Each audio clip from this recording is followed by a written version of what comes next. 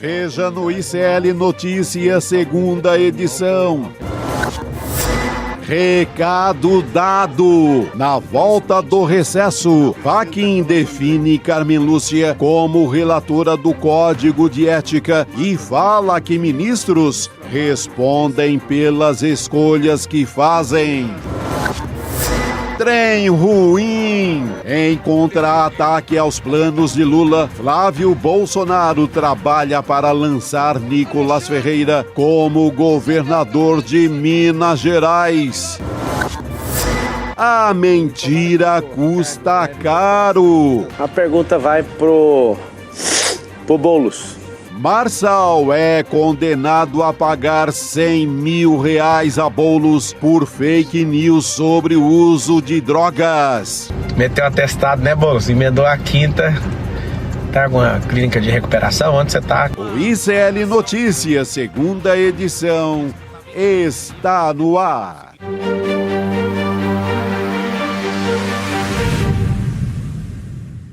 Olá, boa tarde. Seja muito bem-vindo, seja muito bem-vinda. O ICL Notícias, segunda edição, está começando ao vivo em todos os nossos canais nesta segunda-feira, dia 2 de fevereiro de 2026. Tudo normal aqui na nossa programação do N2. Bom estar de volta ao lado do meu companheiro diário, Chico Sá. Opa, que bacana. Estamos aqui, todo mundo de volta. Acabou essa moleza. Não só a gente, como o Judiciário e o Congresso também. Acabou essa moleza. Trabalha deputado, trabalha senador. Pô, fazer alguma coisa, né? E já só querem saber de emendas PIX, pô. Dessa vez, Chico, teve até umas indiretas ali, mas o pessoal tá tudo também de olho nas eleições. Sim. Então estão querendo fidelizar suas bases eleitorais, os deputados estão de olho já em aprovar a proposta, dando até sinalizações sobre isso. Porque se o eleitor lembrar o que o seu deputado fez ou principalmente passado, né? Não fez, fica feio para ele logo mais em outubro. Exatamente, Chico. Então a gente vai trazer os destaques aqui dessas aberturas do ano legislativo e também do judiciário.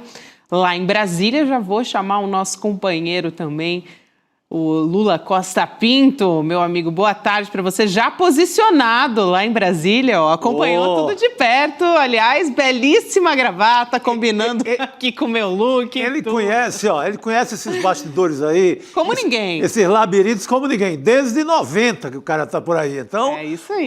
A coisa é séria. Se alguém sabe, é esse homem. Boa tarde, querido. Boa tarde, Gabi, bem-vinda de volta. Chico, boa tarde. Daqui a pouco o Rodrigo se junta nessa mesa que é já um case no jornalismo de streaming do Brasil. E hoje é uma segunda-feira de Iemanjá aqui em Brasília. O que era oferenda voltou para o mar, ou seja, as flores do recesso continuam nos barquinhos e estão navegando, porque agora só vale notícia. Boa, Lula. Boa, Lula, que já está a postos ali para a gente começar a comentar esses trechos. A gente até destacou alguns trechos, Lula, em vídeo dessas falas. Vamos começar pelo judiciário, pode ser? Até porque um dos assuntos que a gente tem tratado muito com o próprio Lula Costa Pinto é essa questão do Código de Ética do STF. Sim. Então, vamos repercutir essas falas das aberturas de trabalho do Judiciário Legislativo aqui em Brasília, começando pelo presidente do Supremo Tribunal Federal, o ministro Edson Fachin, anunciando essa elaboração justamente do Código de Ética para o Tribunal, para o Supremo, como compromisso da gestão dele. Então, vamos trazer esse primeiro vídeo, trecho, para a gente voltar a conversar. Vamos lá ouvir. No plano interno, destaca-se a promoção do debate institucional sobre integridade e transparência. Agradeço de público, como já fiz, diretamente a todos os integrantes desse tribunal, a eminente ministra Carmen Lúcia, por ter aceitado a relatoria da proposta de um Código de Ética, compromisso de minha gestão para o Supremo Tribunal Federal. Vamos caminhar juntos na construção do consenso no âmbito desse colegiado. Lula, passando a palavra para você, depois a gente volta aqui também, Chico, para circular o assunto na nossa mesa redonda, mas me parece que já é uma fala muito sinalizando para esse desgaste do Supremo, principalmente com o caso do Banco Master, envolvendo principalmente o nome do ministro Dias Toffoli. Tudo isso vai ficar até muito claro numa outra fala, depois que a gente vai destacar do Fachin. Mas acho que a gente pode partir por aí, né, Lula? Um recado bastante claro, uma sinalização para a sociedade.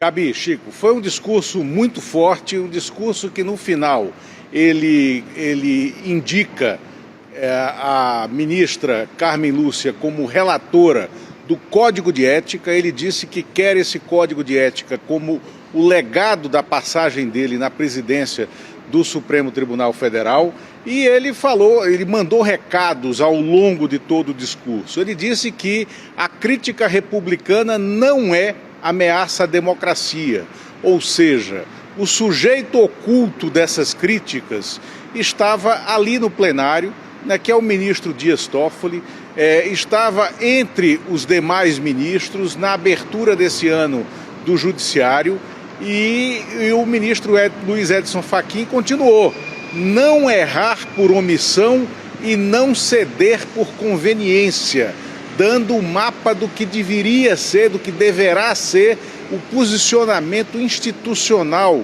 do Supremo Tribunal Federal. E ainda falou: esse tribunal não é agente passivo, né? Os ministros são responsáveis pelas escolhas que fazem, né? E nos momentos críticos, o tribunal atuou para evitar a erosão da democracia, mas disse que o tribunal precisa passar por uma autocorreção, né? E que a magistratura tem de estar aberta a críticas, saber ser forte o suficiente para não precisar fazer tudo, né? E ainda foi além, diz que unidade não é unanimidade. O que nos une é o compromisso com a instituição. E aí, no final, ele disse que a Carmen Lúcia seria a relatora desse Código de Ética. Ele foi, então, muito direto, muito claro e muito preciso nesse recado. Chico, eu quero te ouvir sobre isso também. Eu queria aproveitar e trazer aquele outro trecho do Edson Fachin que eu comentei. Boa. Falando dessas responsabilidades do Supremo, dizendo que os ministros respondem pelas escolhas que fazem. Eu achei que é uma frase mais direta sobre esse momento que está passando o Supremo Tribunal Federal. Vamos ouvir esse trecho? A gente Por favor. Conversar. Vamos lá. Como sabemos, sociedades democráticas produzem continuadamente pressão por inclusão. Inclusão política, inclusão social, inclusão econômica, inclusão simbólica. Cidadãos e cidadãs demandam representação, direitos e reconhecimento. Essa pressão na democracia é estrutural. Ela não desaparece. Em condições normais, essa pressão é absorvida e processada pelos canais representativos, partidos políticos, legislativo e executivo eleito. É ali que as demandas são agregadas, negociadas, transformadas em políticas públicas. É ali que os conflitos distributivos e identitários encontram mediação. Quando esses canais saturam, quando a fragmentação partidária impede a formação de maiorias estáveis, quando o custo de governabilidade se torna proibitivo, quando a responsividade do sistema representativo cai abaixo de um limiar mínimo, quando a confiança nas instituições representativas se erode, a pressão não desaparece, ela se desloca. Entender isso parece-me fundamental para avaliar corretamente o momento que nós nos encontramos. Isso não significa que este tribunal seja agente passivo das circunstâncias. Ao contrário, o protagonismo tem seus ônus e efeitos para a legitimidade institucional. Os ministros respondem pelas escolhas que fazem, as decisões que nós todos tomamos, os casos que priorizamos, a forma como nos comunicamos, tudo isso importa. Chico, eu achei uma fala muito forte do Edson Fachin e logo depois desse tempo que foi um tempo de recesso, que, de certa forma, teve muita pressão contra a instituição, né, contra o Supremo Tribunal Federal, e colocando a ministra Carmen Lúcia nesse processo também de desenvolver o regulamento, com a presença dos ministros, presença física, só o Luiz Fux, que não foi porque estava se recuperando de um problema de saúde, mas tentando passar uma imagem também para a sociedade, né? Algo simbólico no momento que está enfrentando todas essas questões. É uma mensagem direta, mas sem aquela coisa panfletária. Ele poderia muito bem também aproveitar essa onda de ataques ao Toffoli, um pouco ao Alexandre de Moraes, e fazer uma coisa meio ali populista, ou vamos combater a corrupção, vamos combater os desvios. Não, é uma linha, é um tom muito bom, não é? Muito responsável, de quem tem a noção assim, completa da história recente do Supremo. Quando ele fala que tudo isso importa, o jeito de comunicar, as palavras, é porque ele sabe que ali, por volta do Mensalão até agora, a imagem pública, a importância do Supremo é outra. Isso. É o Supremo na televisão, é o Supremo sendo a própria televisão, é o Supremo transmitido, cada ação é discutida na sociedade, não é mais aquela corte que ninguém sabia Exatamente. O nome de ninguém. Hoje a gente sabe o nome de todo mundo. Tem gente que sabe mais nomes, sabe mais dizer de forma mais rápida a escalação do STF do que da seleção brasileira. Com certeza. Inverteu totalmente a história do país nesse sentido. Então, é um discurso num tom perfeito. Né? Porque ele podia ali ser mais assodado, pegar essa onda, até um pouco essa onda midiática de pau no Toffoli, pau do Alexandre de Moraes e incendiar um pouco a história. Não. Ele vai, a responsabilidade é nossa, ou a gente corrige agora, ou vai ficar feio, então vamos corrigir. Pega a Carmen Lúcia, escala a Carmen Lúcia, que é o grande nome para cuidar dessa história, e vamos aplicar esse código, está na hora. Ô Lula, importante isso que o Chico fala, né, sobre esse discurso do Fachin, de pegar o histórico de como o Supremo Tribunal Federal vem lidando com essas questões. Então, de extrair lições de períodos difíceis também para fortalecer o STF. De certa maneira, é isso também. E essa questão também do Código de Conduta, que vem também de uma pressão da sociedade. Então, a sociedade pressionando para algo nesse sentido, apesar de ter uma parte de juízes que são contra, enfim, mas tem sido uma demanda, né? Isso mesmo, Gabi. O Chico foi feliz e preciso nessa observação dele, porque o ministro Luiz Edson Fachin, ele foi duro sem ser rasteiro, né? Ele foi institucional sem precisar ser panfletário. E por isso foi um dos discursos mais fortes que eu já ouvi nos últimos tempos de defesa institucional, tentando não criar cisânia dentro do tribunal, né? Porque a gente viveu tempos em que um ministro brigava com outro diante das câmeras ou deixava vazar coisas e começaram a fazer intrigas, né, de dentro do tribunal contra o ministro Fachin, né, fazendo um trocadilho infame, dizendo que ele era o ministro fraquinho, né? É uma imbecilidade típica, né, de quem criou, né, sem nenhuma responsabilidade institucional, esse xiste. E o ministro Fachin respondeu à altura, né, com um discurso elevado, duro, direto e deixando claro, não vai colocar a sujeira que se quer apurar embaixo do tapete e que o Supremo Tribunal Federal não está acima de poder algum. Ele está ao lado, como assim desenhou no arcabouço institucional, né, a Constituição de 1988.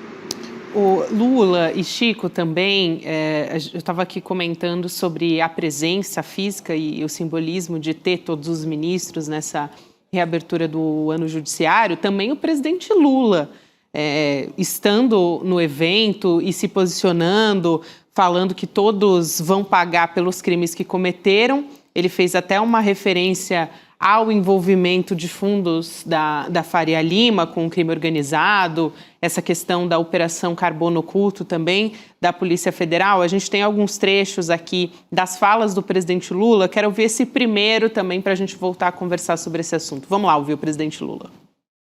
Com a Operação Carbono Oculto, o Poder Judiciário, a Polícia Federal e a Receita Federal chegaram aos mandantes do crime organizado. Magnata do crime, que vivem no andar de cima, que não estão nas comunidades, e sim em algum dos endereços mais nobres no Brasil e no exterior. Não importa onde os criminosos estejam, não importa o tamanho de suas contas bancárias. A Polícia Federal está aprofundando as investigações e todos, sem distinção, pagarão pelos crimes que cometeram. Já vou aproveitar e trazer o outro trecho da fala do presidente Lula, falando sobre o Supremo Tribunal Federal como guardião da Constituição. Vamos assistir a mais esse trecho do presidente Lula. Vamos lá. Nesses últimos anos, o Judiciário tem sido o guardião da Constituição do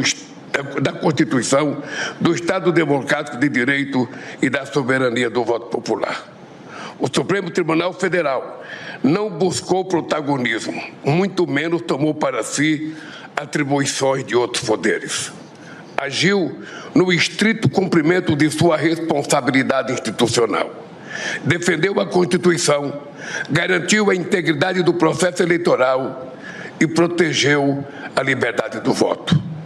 Por agirem de acordo com as leis, ministras e ministros desta Suprema Corte enfrentaram toda sorte de pressões e até ameaças de morte. Mesmo assim, não fugiram de seu compromisso constitucional e reafirmaram que no Brasil divergências políticas se resolvem pelas urnas, pelo diálogo institucional e pelas leis. Chico, aqui claramente ele fazendo uma referência à trama golpista e como o Supremo atuou justamente para uma condenação desses envolvidos, né?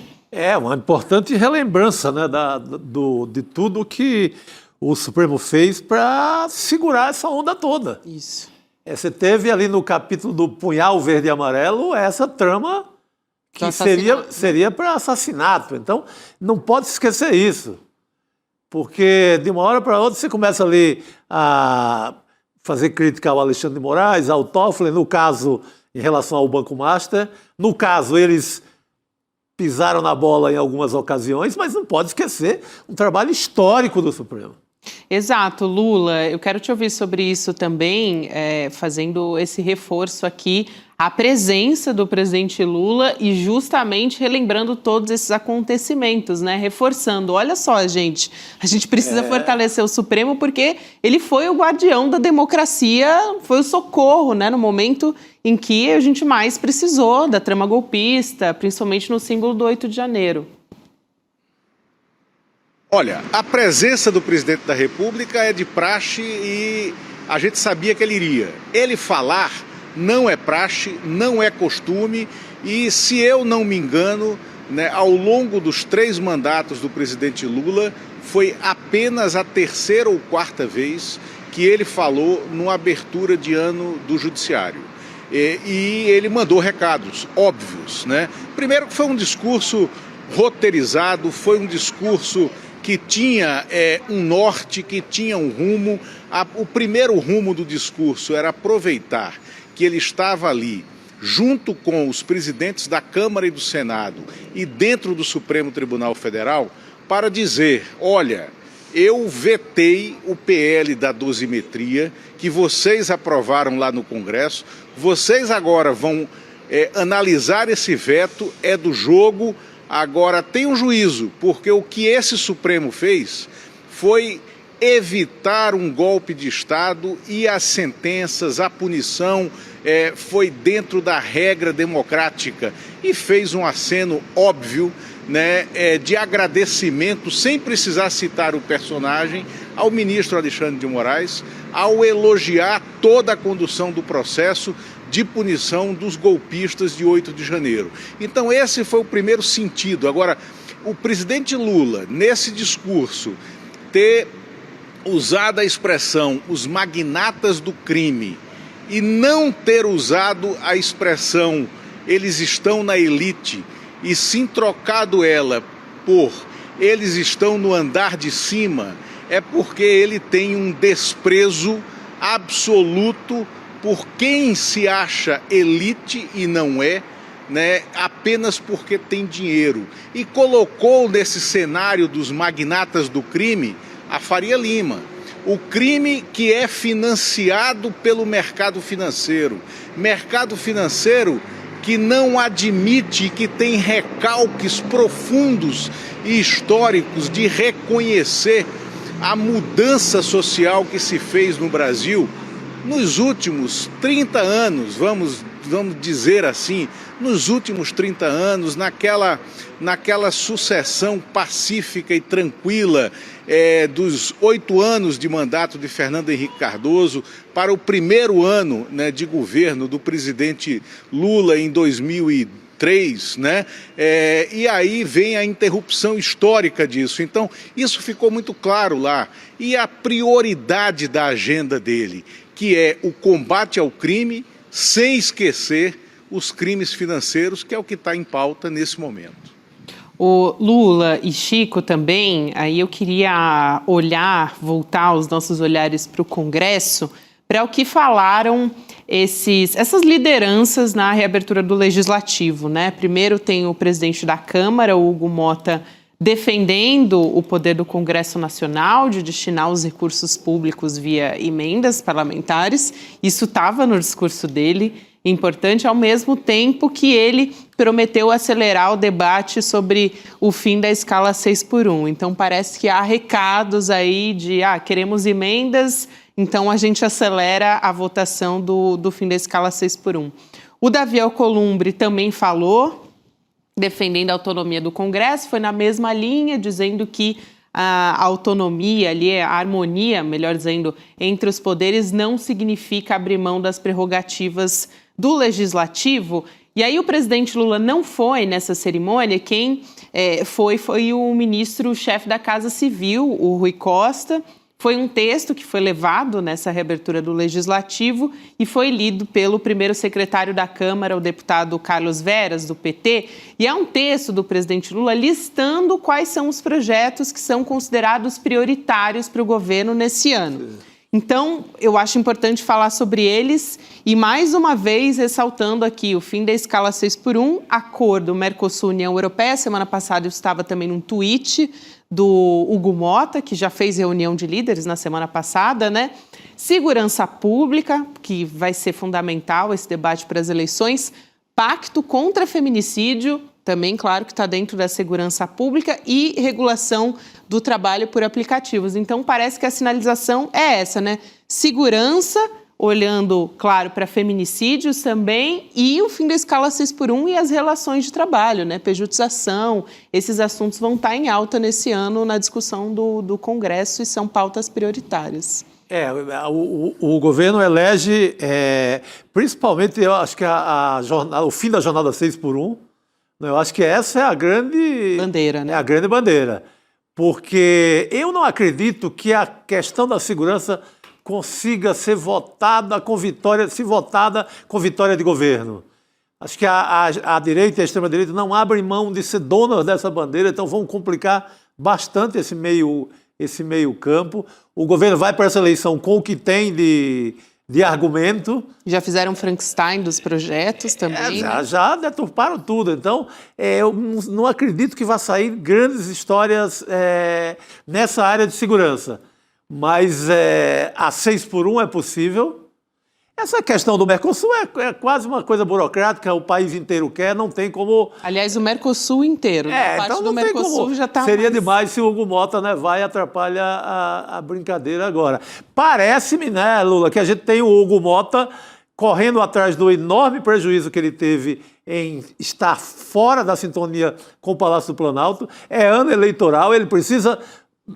demarcar esse terreno como aliado do governo. Ele disputa uma eleição no Nordeste, ele disputa uma eleição de sertão paraibano, ele precisa ter alguma ligação com a ideia de governo Lula. Ô Lula, eu quero passar a palavra para você, só ressaltar fazer uma observação aqui, porque o ICL conversou com exclusividade com o Guilherme Boulos, que é o ministro da Secretaria-Geral da Presidência e que vai encabeçar essa discussão do fim da escala 6x1.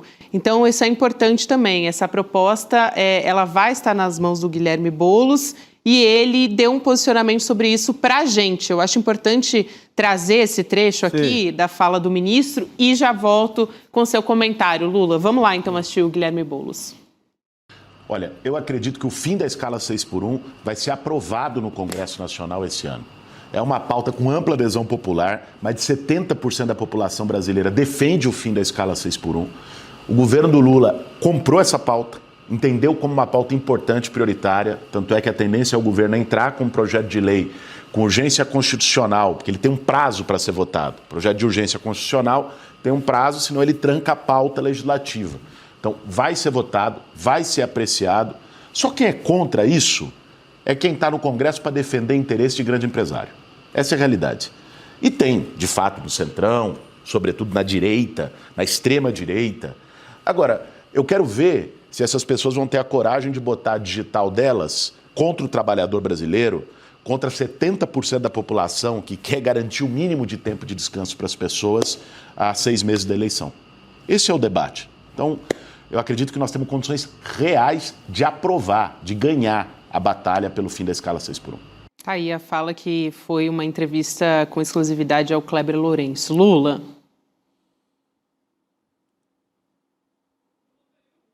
Acho que Lula não está nos ouvindo, né? A gente teve um probleminha com a conexão.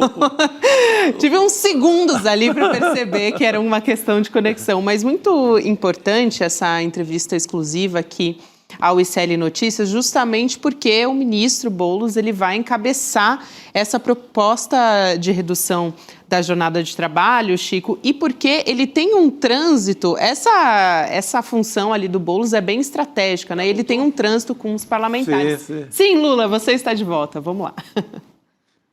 Estou de volta. Trocaram um cabo aqui. Bom, mas a escala 6x1... A escala 6x1 é a prioridade zero, né, desse primeiro semestre e eu acho que há muitas chances de ela ser votada e passar, porque se tornou uma pauta além da bancada governista. O presidente da Câmara, Hugo Mota, foi pacificado com um gesto do governo federal que mandou, junto com a MP do Gás do Povo, que é uma medida provisória, que tem um alcance social imenso, né? Vai alcançar cerca de 50 milhões de brasileiros, 15 milhões e meio de residências, mandou junto com essa MP, a MP que cria o Instituto Federal do Sertão da Paraíba, que será sediado em Patos, cidade dele, cidade onde o pai dele é prefeito, e o pai dele é candidato ao Senado, e tem a pretensão de ser candidato ao Senado numa chapa de apoio do presidente Lula. Então, essa situação está mais ou menos pacificada. E volto a dizer, porque eu disse isso semana passada, concordo com o Chico, a questão da segurança pública não será resolvida esse ano, aquele PL da segurança pública não será aprovado esse ano, porque o governo está numa fase de rever, né, toda essa legislação. O governo trocou o secretário nacional de Segurança Pública na semana passada, assumiu a pessoa que era secretário do Piauí, né, que tem uma interlocução muito grande com os outros secretários estaduais e que é considerado, apesar da aparência de ser uma pessoa tranquila, suave, é considerado um linha dura nessa área, mas com muito diálogo com as polícias civis e militares de todo o país. Então, há uma esperança de que isso mude ao longo desse ano, essa interlocução, para se construir um consenso para o 4º mandato no ano que vem, havendo a reeleição do presidente Lula. E mais um tópico que você tocou aí, Gabi, a questão dessa epidemia vergonhosa de feminicídio. Isso sim, né, não só o governo, mas a oposição, eles têm que se unir para aplacar essa explosão de assassinatos, de violência contra mulheres que está tomando conta do país inteiro. E vamos lembrar, é ano eleitoral e as mulheres são 54% do eleitorado brasileiro. Então tem um peso específico e passou da hora, né, de o trade político se reunir e tomar uma decisão para, de fato, endurecer a legislação contra esses feminicidas. Exatamente, Lula. A gente não aguenta mais abrir páginas de noticiário e ouvir que mulher foi arrastada pelo amor de carro, Deus. Todo dia, né? Toda hora. Correu atrás de mulher com faca no meio da rua, que já tinha medida protetiva. Então, realmente, vai ser uma bandeira importante de discussão para o governo federal. Lula, muito obrigada, querido. Bom ter você aqui com a gente, bom estar de volta aqui. Eu que agradeço a vocês, até amanhã. Um beijo, Gabi, até logo. Diga, até mais, meu caro. Não, ele citou esse personagem do Piauí, é o Chico Lucas, ele era secretário estadual da Segurança Pública em Teresina, e o trabalho dele assim, virou modelo para a esquerda, para a segurança pública da esquerda no Brasil, porque foi o único estado que conseguiu combater roubo de celular, que conseguia ter o maior número possível de celulares devolvidos. Teresina, esse ano que passou, viveu várias semanas sem crimes, então ele conquistou uns épicos ali na segurança pública do Piauí, que acabou impressionando o PT, por isso que ele vai para o governo Lula, lá para a Secretaria de Segurança do Ministério da Justiça. Excelente, Chico Sá, você está sempre dentro de tudo aqui, trazendo os pormenores de todas as informações. Simbora!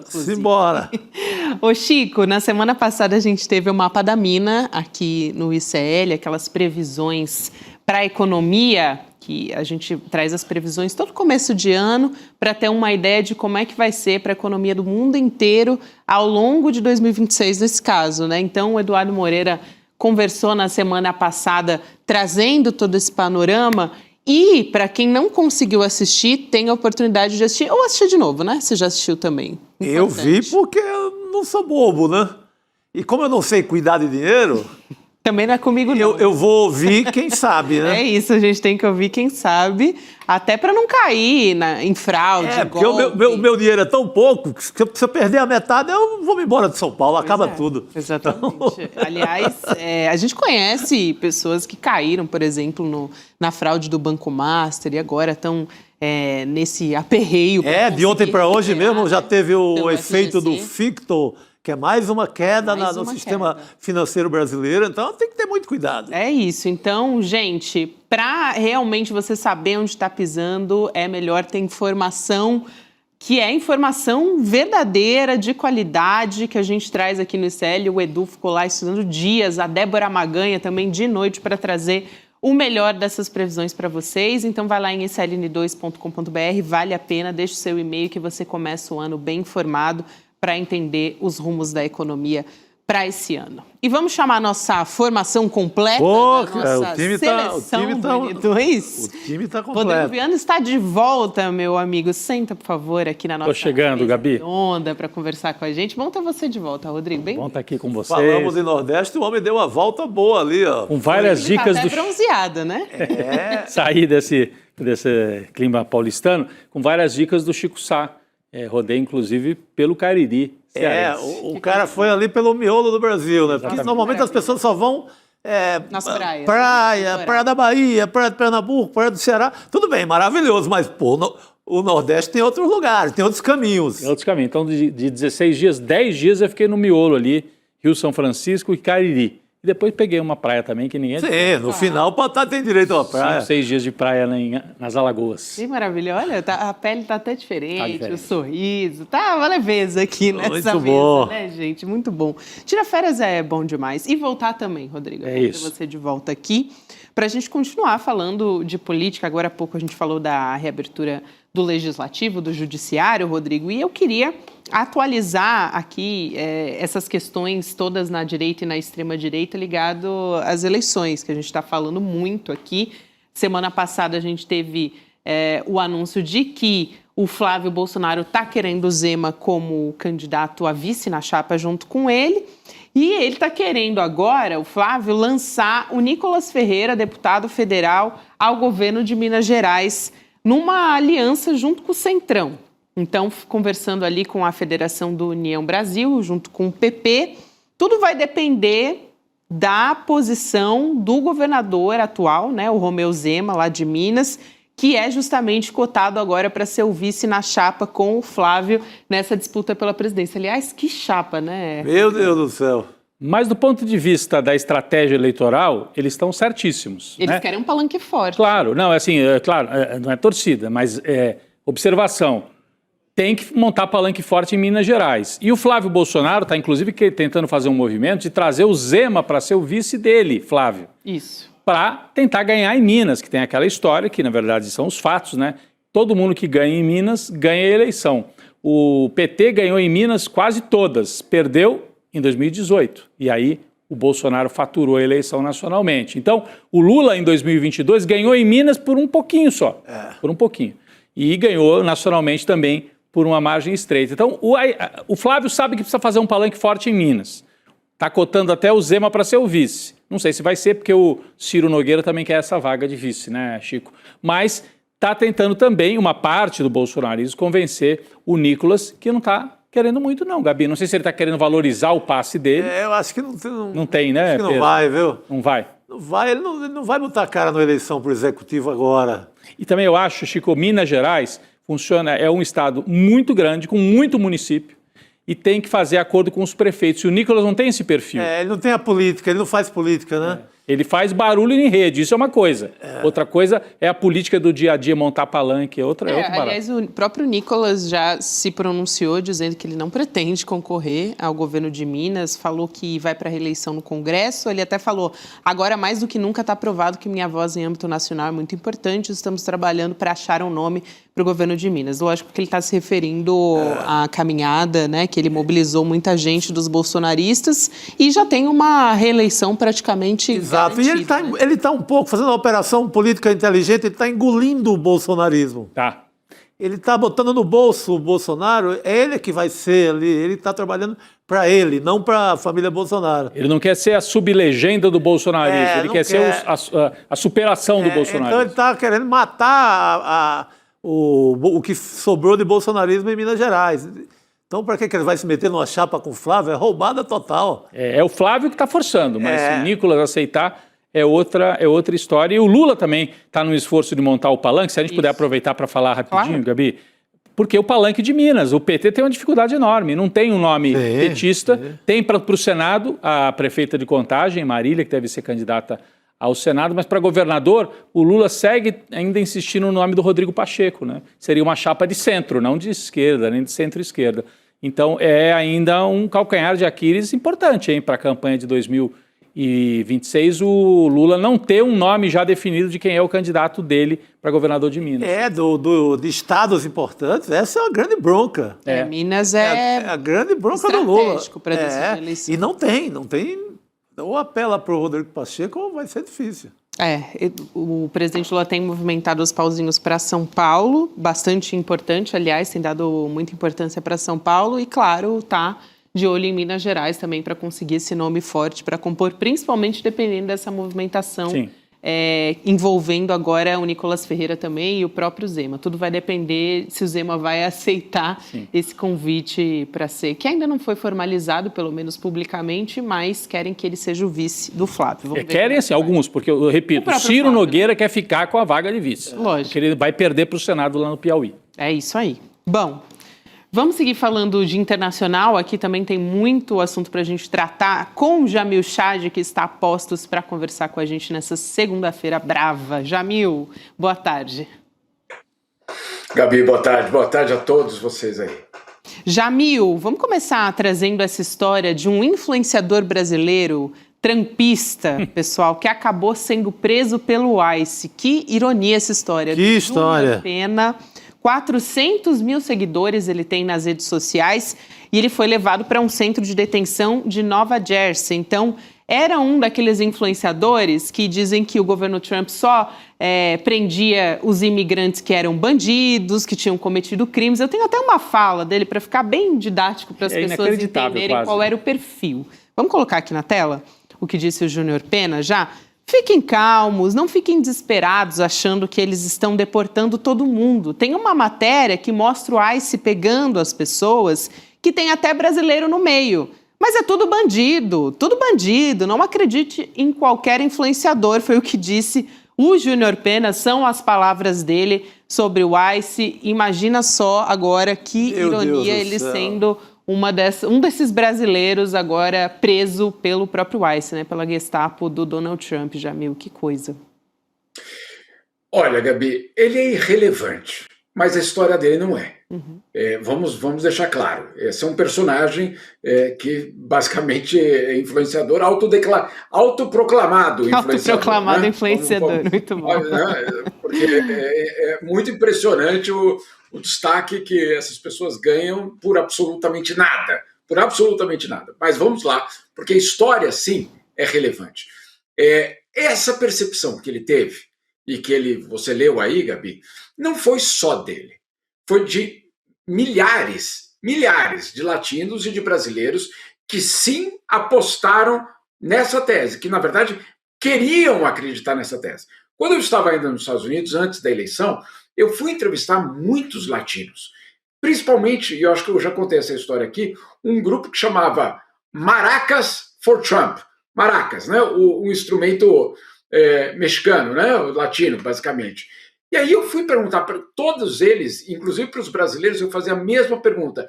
Mas vocês não se sentem ameaçados ou, no mínimo, ofendidos quando o Trump fala da forma que ele fala de nós, latino-americanos?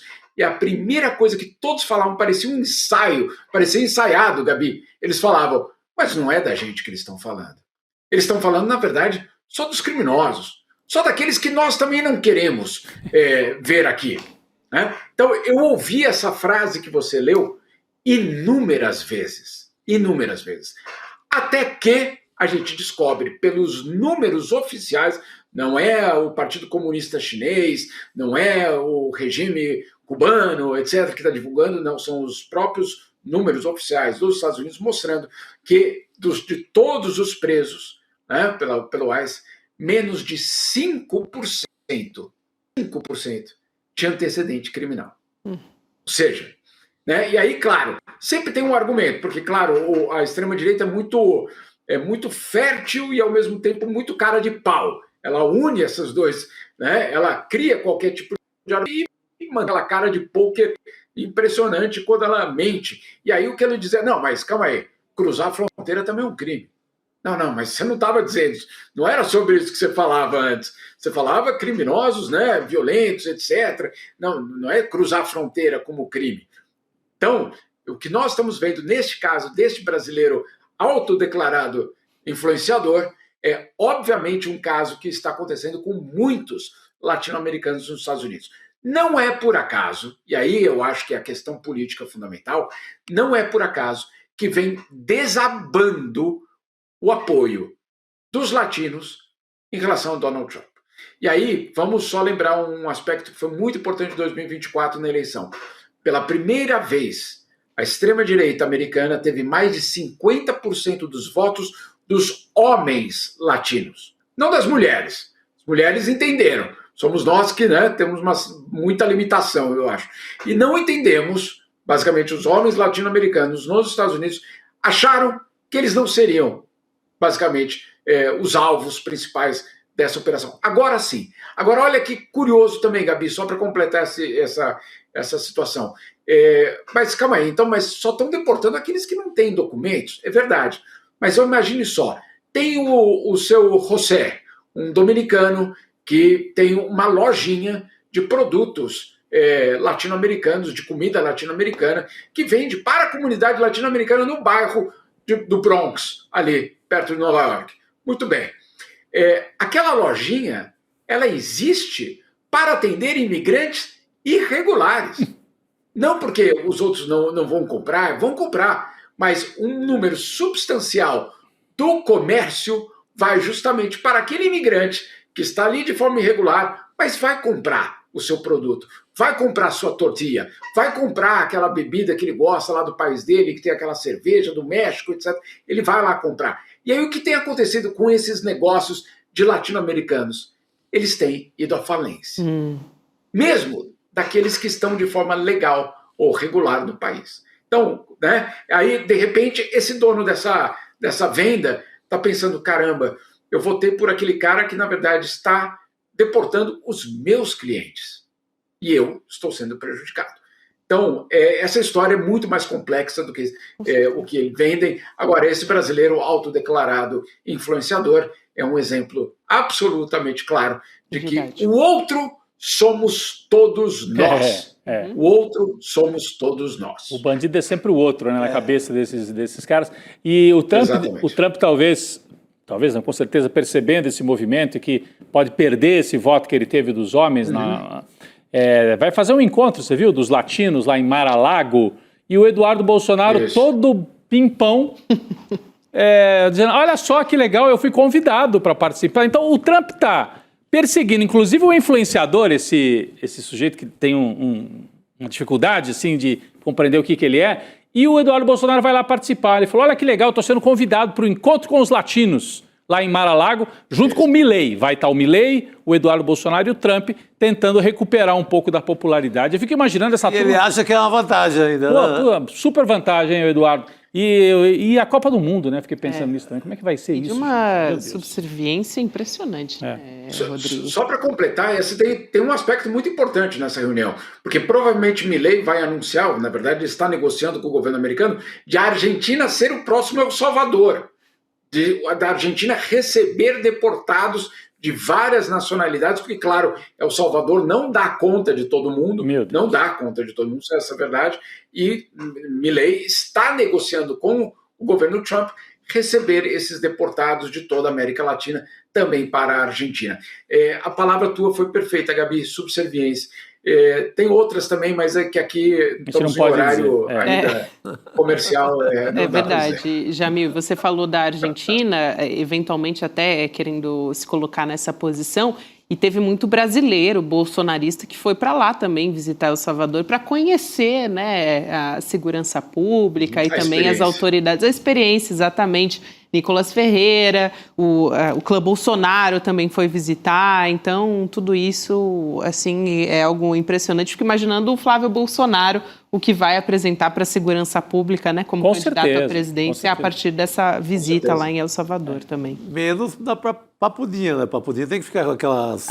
sim. Aquelas aí, condições privilegiadas. Espaço absolutamente maravilhoso, assim, né? Só falta a Smart TV que... Ali ele não mexe. Que não teve aprovação, mas todo o resto, assim, todos os tipos de acesso... Eu achei um absurdo não ter Smart TV, imagine só. Enfim, estou sendo irônico aqui, hein, gente, por favor. Só para avisar, né? Contém ironia, né, Jamil? Mas quero trazer um outro assunto aqui também que é importante e que diz respeito a nós, mais uma vez, aqui no Brasil, que é a respeito das terras raras. Nessa quarta-feira vai ter uma reunião que vai ser comandada pelo Marco Rubio, o secretário de Estado do governo Donald Trump, lá na Casa Branca, para discutir a questão das terras raras. Então, a gente está mostrando aqui na tela também a manchete no nosso site. O governo Trump convocou alguns dos seus principais aliados, economias de peso para essa reunião. Está querendo construir uma aliança e acho que isso diz respeito, claro, também a uma aliança contra a China, né, Jamil? E o próprio Brasil foi convidado, mas ainda não confirmou se vai participar ou não. A gente está de olho nisso. E a diplomacia estadunidense está se lançando nessa identificação das reservas de minérios estratégicos aqui no nosso território, em outros também. A gente falou recentemente sobre esse avanço do Trump contra a Groenlândia, pensando também nas terras raras e em outros países da América Latina também, né, Jamil? Essa é uma reunião muito importante, porque eu insisto, a gente tende, às vezes, a considerar que, claro, é um governo caótico do Donald Trump, etc., mas existe um plano. Claro. E o plano, ele passa absolutamente pela questão de recursos naturais. E esse plano de recursos naturais passa por terras raras. E aí o que vai acontecer nessa quarta-feira, como a Gabi colocou, é uma reunião justamente para tentar criar uma espécie de aliança mundial contra a China. Né? Essa, claro, não está sendo colocado dessa forma, mas por exemplo, para criar um mecanismo de preço mínimo a ser pago, claro, eles são importadores, na verdade, impedir que a China faça algum tipo de dumping em relação ao comércio de terras raras, ou seja, no fundo, controlar o mercado internacional. É curioso, né? Porque eles são aqueles que não querem nenhuma regulação, menos nas coisas que eles querem regulação.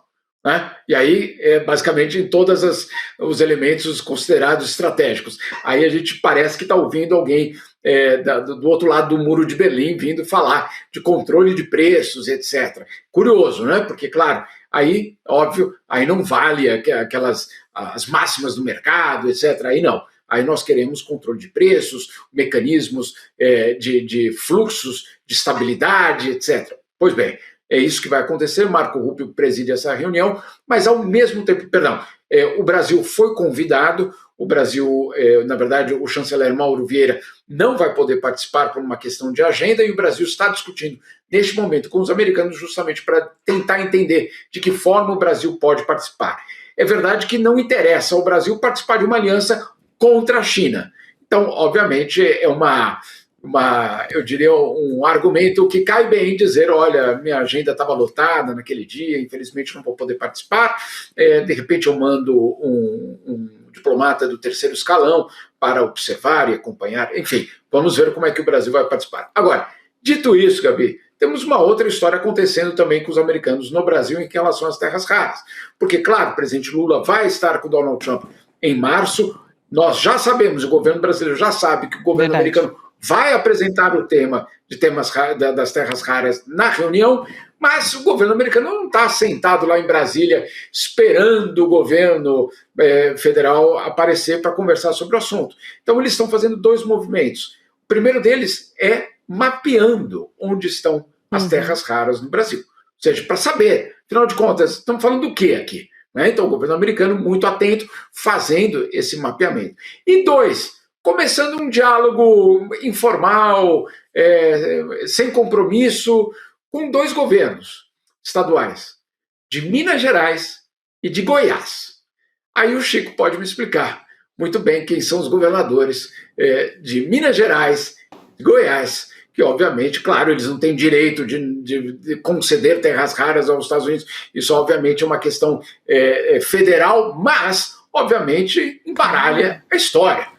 Quando o governo americano coloca como seu interlocutor não só o governo federal, mas aqueles que justamente são, vamos dizer assim, mais simpáticos à ideologia de Donald Trump. Então tudo isso está acontecendo, é um elemento absolutamente estratégico que nós vamos precisar acompanhar por vários e vários anos, eu diria. Jamil, Chico e Rodrigo também, é impressionante, né? Porque, claro que o Donald Trump tem uma maneira, o governo Trump, de alguma forma colocar uma ingerência contra o Brasil na questão das eleições, né? O Jamil está apontando aqui Minas Gerais, Romeu Zema, que pode ser o vice na chapa com o Flávio à presidência, e também Goiás, que é o Caiado, que vai sair como a dita terceira via, que de terceira via não tem nada. Né? Que a família já é dona de meia Goiás, né? Exatamente. É dona da metade das terras de Goiás. Então é preocupante, né, se atravessa o samba assim, do governo federal.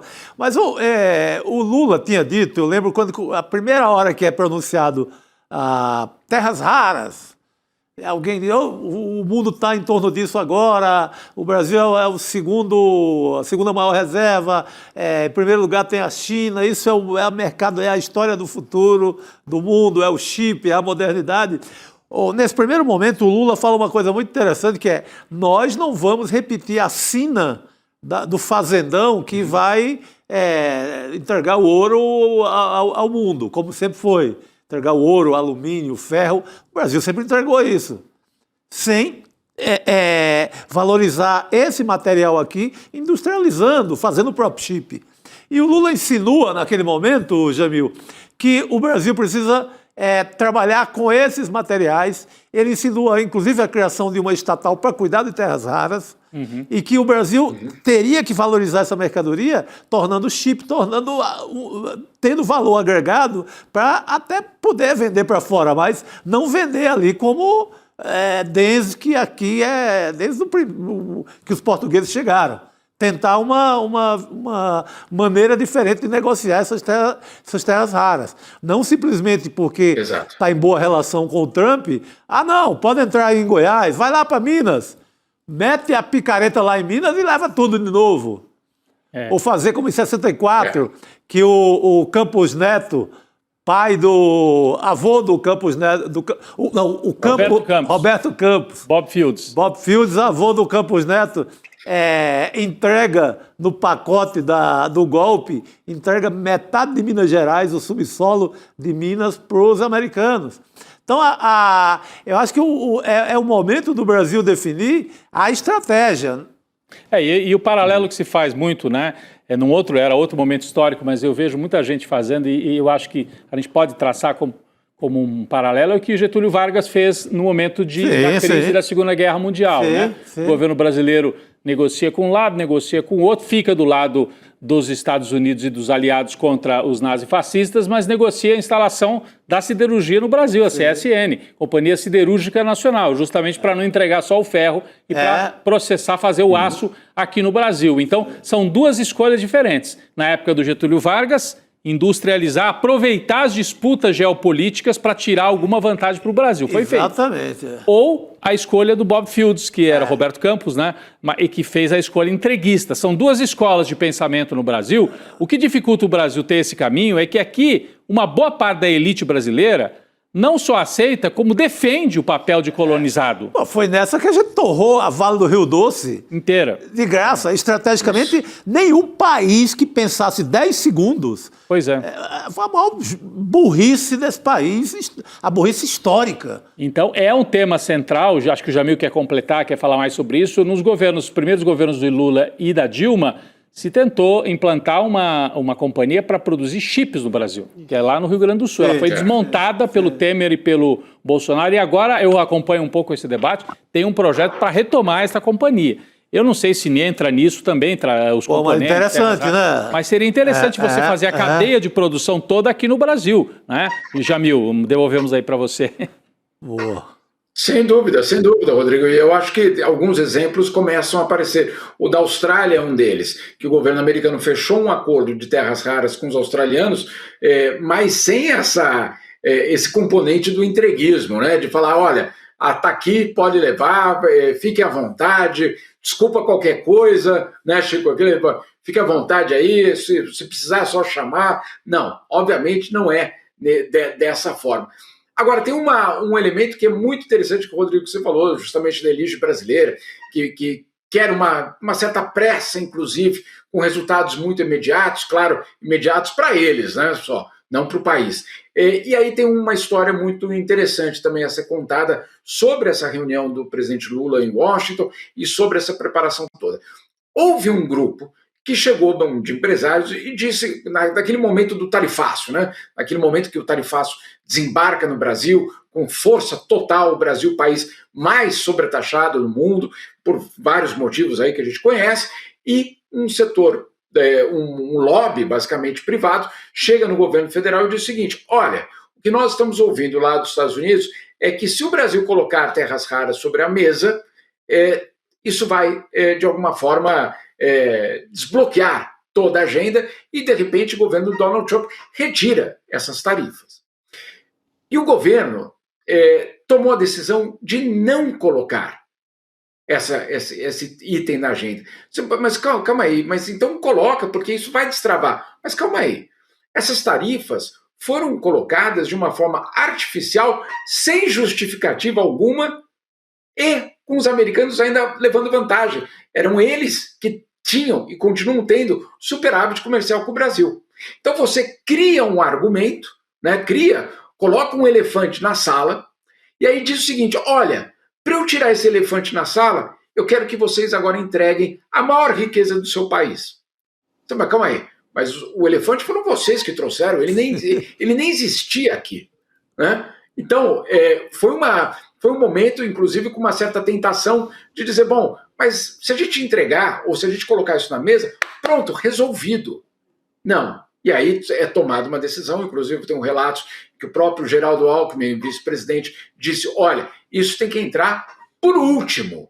Esse é o último debate que nós vamos ter com os americanos. Esse é o debate depois de retirar das tarifas, depois de absolutamente normalizada a relação, aí sim a gente vai negociar. Porque claro que é de interesse do Brasil ter investimentos americanos, desde que, como disse o Rodrigo, haja uma conscientização de que isso precisa gerar valor agregado no país e não entregar o recurso natural bruto. Então, olha só como é delicado isso, né? Porque você poderia ter a tentação de dizer, não, mas calma aí, então a gente tem aqui, ó, leva isso aqui, aí a gente retira a tarifa, calma aí. Então eles levaram de graça, porque as tarifas não existiam, né? Você cria o problema, aí para resolver o problema você entrega o teu maior recurso natural.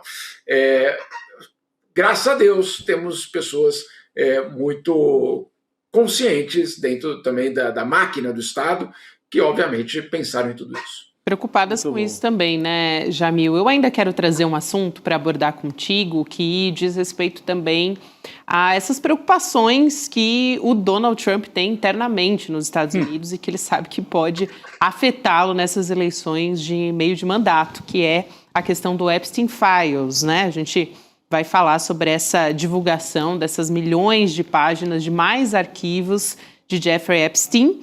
Entre eles, a gente tem alguns destaques aqui, a gente separou de documentos que indicam que o Donald Trump foi acusado de abusar sexualmente de uma adolescente. Isso aconteceu há mais de 30 anos, cerca de 30 anos, e esses arquivos chegam também em Jair Bolsonaro. Importante entender isso com o Jamil, porque ele foi citado, né, mais de 70 vezes, então entender qual o teor dessas citações também. E entre os documentos tem referências para trazer todo esse contexto para o Jamil poder trazer as informações mais detalhadas para a gente. Há referências a uma conversa em que o Steve Bannon, que era o estrategista do Donald Trump, da extrema-direita no mundo também, mencionando o Bolsonaro como alguém que deveria ser mantido nos bastidores. Então, essa história parece que não acaba nunca, né? Essa teia, Jamil. É muito impressionante. Agora, eu queria só colocar vocês no contexto do anúncio. Isso. O contexto do anúncio dessas 3 milhões de páginas.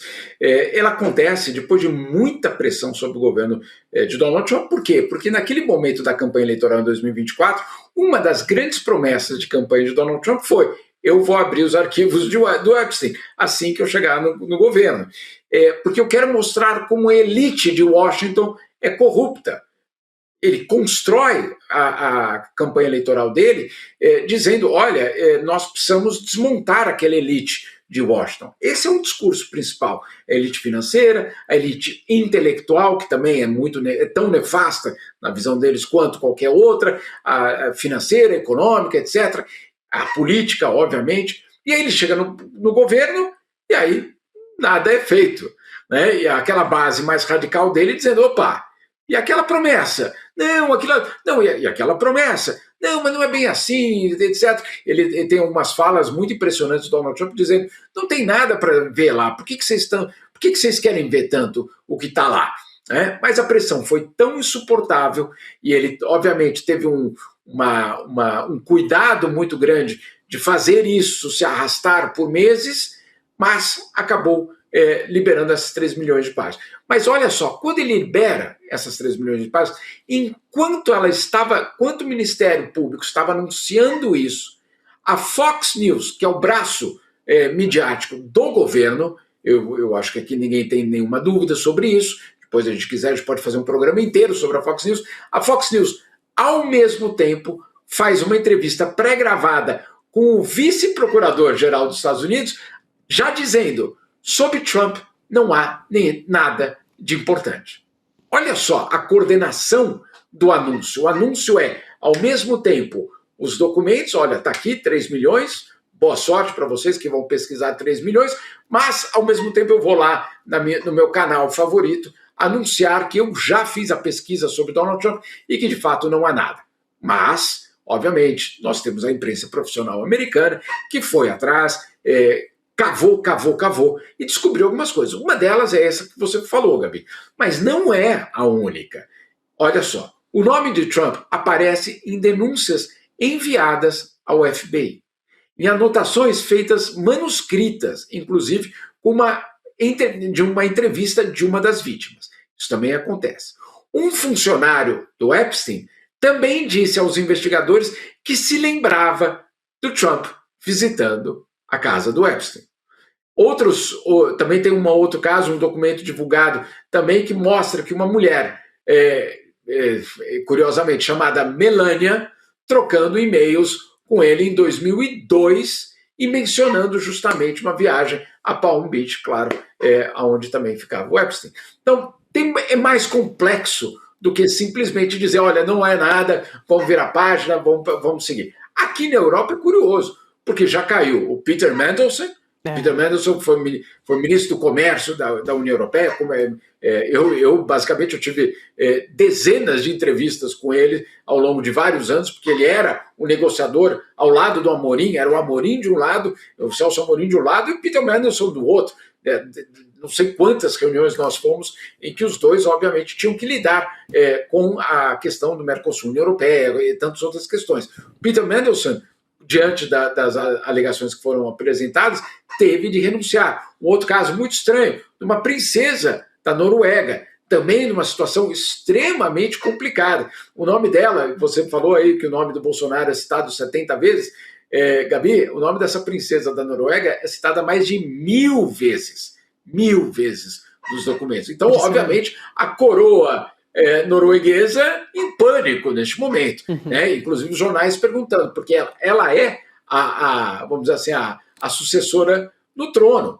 E aí a pergunta que é colocada, será que ela tem condições de ser a futura rainha da Noruega depois de ser citada 1000 vezes no caso do Epstein? Então, como vocês estão vendo, é um caso que tem uma repercussão muito grande, inclusive no Brasil. Agora, não há nada conclusivo sobre Bannon falando sobre Bolsonaro com Epstein. Mas não é a questão de ser conclusivo. A questão é que, justamente, esses dois personagens falavam, sim, naquele momento, se eu não me engano, o candidato Jair Bolsonaro. Então, sim, estava no radar. E eu suspeito, Chico, que daqui a alguns anos, quando nós tivermos acesso a todos os documentos do Arquivo do Estado, da diplomacia brasileira, a gente vai descobrir muita coisa aí. Com certeza. Tem gente muito graúda aí que o Jamil citou e trouxe de uma forma muito didática também esse panorama do que acontece a partir da divulgação de mais esses documentos. Jamil, bom ter você aqui com a gente. Muito obrigada. Até a próxima, querido. Boa noite para vocês todos. Valeu, Boa noite, Jamil. E quero trazer vamos dizer assim, um recado da nossa programação aqui do Série Notícias. Hoje é dia de Chico Pinheiro Entrevista. A gente está trazendo reprise de alguns programas, algumas das melhores conversas do ano de 2025. Hoje a gente vai trazer o sociólogo e comunicador Chavoso da USP. Vamos assistir um trechinho dessa conversa com o Chico Pinheiro e a gente já volta. Políticos pseudo-evangélicos, eu digo pseudo porque eles não têm nada de evangélicos, né? Eles se aproveitam da fé do povo para ganhar voto, para manipular. O Nicolas Ferreira acho que é o maior nome em relação a isso, até mais do que Silas Malafaia e outros. Marçal também dizia que é pai. Marçal e por aí vai. O Bolsonaro, que é católico e finge que é evangélico. Michele Bolsonaro. A Michele é um caso assim, a ser bastante estudado, tá ligado? As falas dela são completamente montadas para parecer uma pregação evangélica, né? As pessoas têm que entender isso, que tudo que tá ali no palco como diz a senhorita Bira, né? O que tá no palco é forjado. Tudo que está ali sendo apresentado foi planejado, foi milimetricamente pensado para ser daquele jeito. A trilha sonora que ela coloca de fundo enquanto ela está palestrando. Enfim. Então, esses políticos pseudo-evangélicos, eles são inimigos. Eles têm que ser combatidos. É isso aí, gente. Então vai em sl.com.br/Chico para acompanhar mais uma vez essa conversa que está muito boa, já adianto para vocês. E vamos voltar a falar de Banco Master. A gente não falou ainda neste programa. Hoje passamos sobre esse assunto, mas está dando muito pano para a manga, para dizer o mínimo, lá no nosso judiciário. Hoje foi ali tema da fala do ministro Edson Fachin. Ele não citou diretamente, indiretamente, mas ele abriu os trabalhos no Supremo falando do Código de Conduta e um dos maiores, vamos dizer assim, incitadores também de colocar esse Código de Conduta em prática é essa questão do Mastro e como isso tem afetado alguns ministros, principalmente o Dias Toffoli. Aliás, hoje essa declaração aconteceu no mesmo dia em que o grupo Fictor entrou com pedido de recuperação judicial. É aquela empresa que tinha feito uma proposta para a compra do Banco Master. Vamos trazer o doutor Fernando Fernandes para a gente conversar a respeito desse e outros assuntos aqui também. Doutor Fernando Fernandes, boa tarde. Boa noite, aliás. Boa noite. Né? Boa noite, é um prazer estar aqui com vocês. Boa noite, cara. Bem-vindo, é um prazer te receber também. Doutor Fernando Fernandes, acho que vale a pena te ouvir sobre essa questão do Código de Conduta, que é uma proposta principalmente encampada pelo Edson Fachin e que agora quem vai tocar esse processo vai ser a ministra Carmen Lúcia, né, segundo o anúncio que a gente recebeu hoje. Eu acho o seguinte, nós precisamos contextualizar o momento histórico que nós estamos vivendo em relação ao judiciário. Porque nós vimos o Supremo Tribunal Federal e o Alexandre de Moraes salvar a democracia brasileira. Realmente vimos. Uma tentativa de golpe, vimos uma questão fundamental que foi a condenação pela primeira vez na história do país de um ex-presidente da República, de militares, mas nós não podemos esquecer que o Supremo Tribunal Federal, que ajudou a salvar a democracia, também cavou o abismo que quase nos levou a uma nova ditadura. Quando? Quando apoiou a Lava Jato, o ministro-presidente da Corte, hoje, é um dos maiores lavajatistas, né? Quando admitiu a prisão, sequestro do Lula, quando permitiu o golpe parlamentar da Dilma. Então, o que eu tenho refletido de maneira muito cuidadosa é que nós precisamos sim defender o Supremo Tribunal Federal com unhas e dentes em relação à institucionalidade. Mas nós não podemos deixar na mão da direita, assim como o tema da segurança, a capacidade de criticar o Supremo Tribunal Federal. A diferença é que a direita critica o Supremo Tribunal Federal para destruir institucionalmente o Supremo e colocar deitado o Judiciário. E nós temos que defender o Judiciário, mas temos que exigir sim do Judiciário que mude o seu comportamento em inúmeras questões. Porque, caso contrário, nós não teremos o judiciário que nós queremos. E, de fato, através do judiciário, houve a grande formulação do golpe parlamentar da prisão do Lula e, através do judiciário, nós conseguimos salvar a democracia. Portanto, nós precisamos estar de olho com muita cautela no judiciário e, evidentemente, o Código de Ética é mais do que necessário. É o mínimo que tem que se fazer e nós precisamos, sim, saber criticar o Supremo e exigir dos ministros um comportamento muito mais coerente do que eles têm hoje. Doutor Fernando Fernandes, eu não sei se o senhor conseguiu acompanhar a sessão, essa sessão de abertura do Supremo. No começo do programa, a Gabi e o Chico trouxeram alguns detalhes dessa cerimônia, né?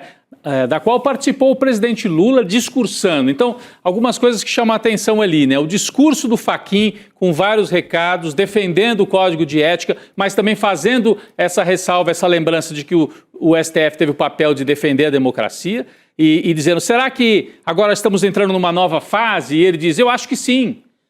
Deixou assim não falou com todas as palavras, mas deixou entre linhas a ideia de que fizemos a defesa que tínhamos que fazer da democracia, mas talvez agora seja a hora de um recuo. Sim. Né? Queria saber o que o senhor achou disso. E, por outro lado, a presença do presidente Lula na cerimônia e a fala do Lula defendendo o STF me pareceu assim ainda um sinal de que, tudo bem, podemos ter que fazer alguma contenção aqui e tal, mas estamos entendendo que ainda precisa defender o judiciário, porque há uma tentativa ainda de ataque. Inclusive, o Fachin cita os 3 ministros caçados pela ditadura.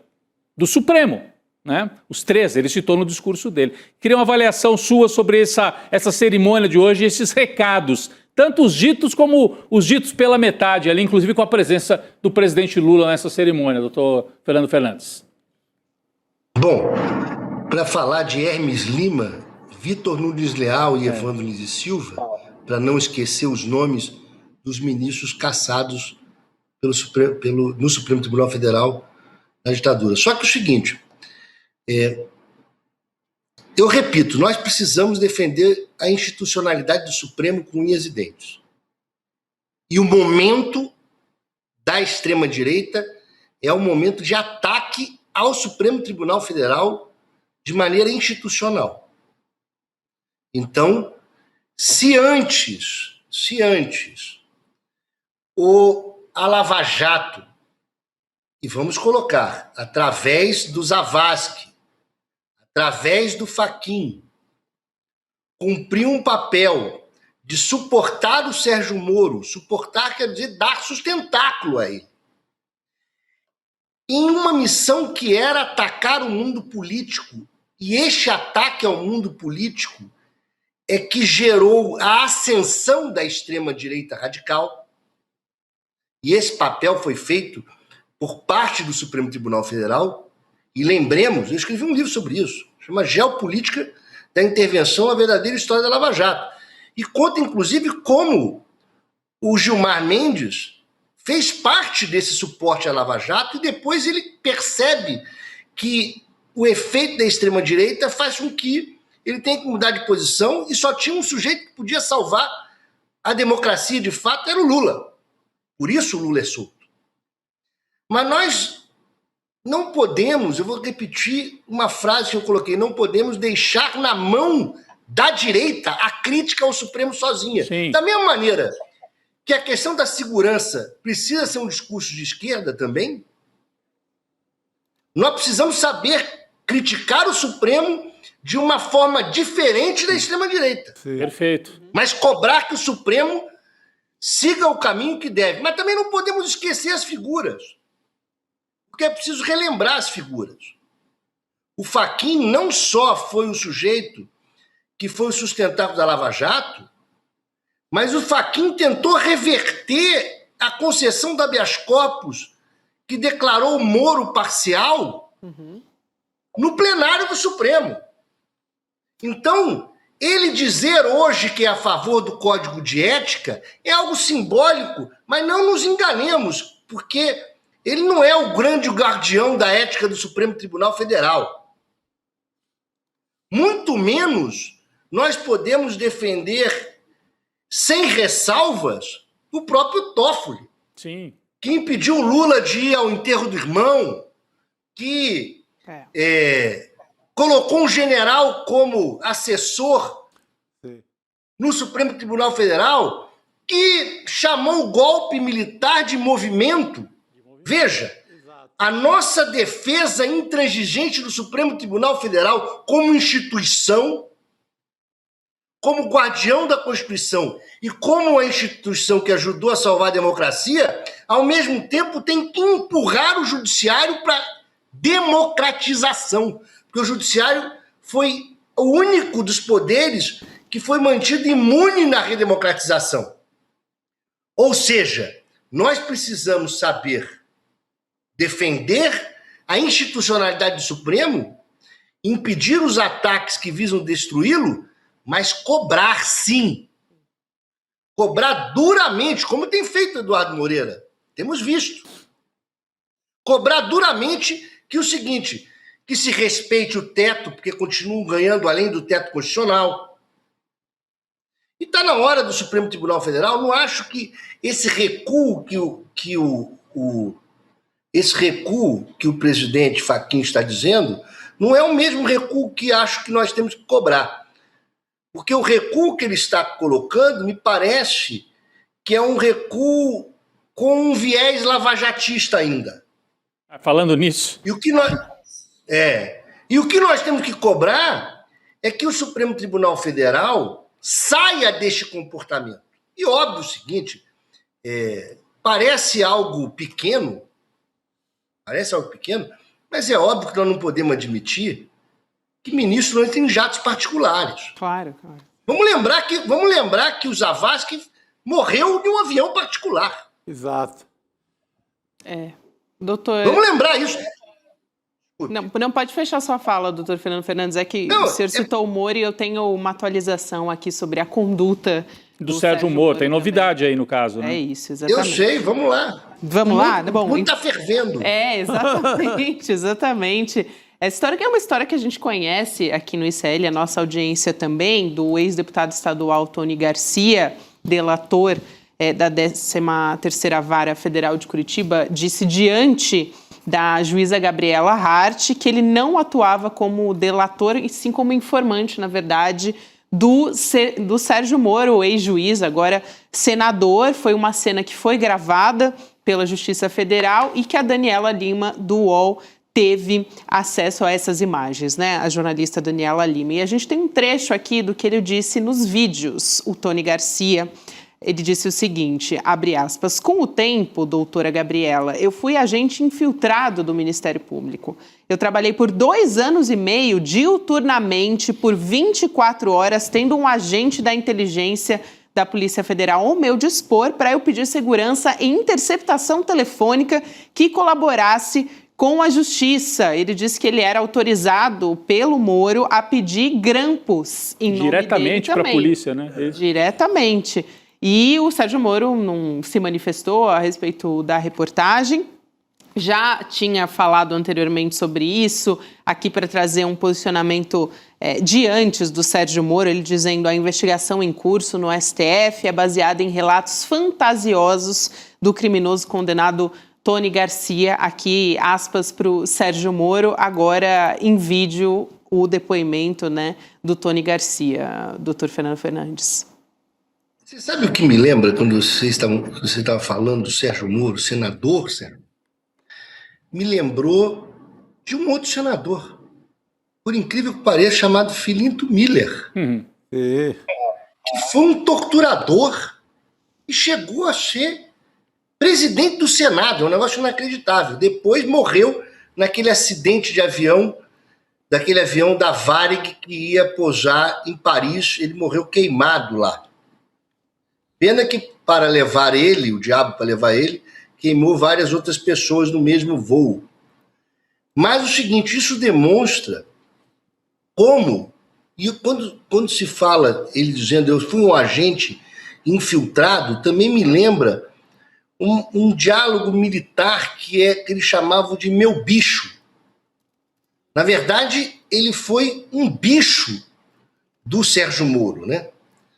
Como o Sérgio Moro, numa técnica lá Filinto Miller. A Lava Jato virou um porão da ditadura militar, na verdade. Uma nova forma de ditadura. A carceragem da Lava Jato virou uma forma rebuscada de tortura que foi a Guantánamo brasileira. E o seguinte, essas questões começam a se revelar cada dia mais.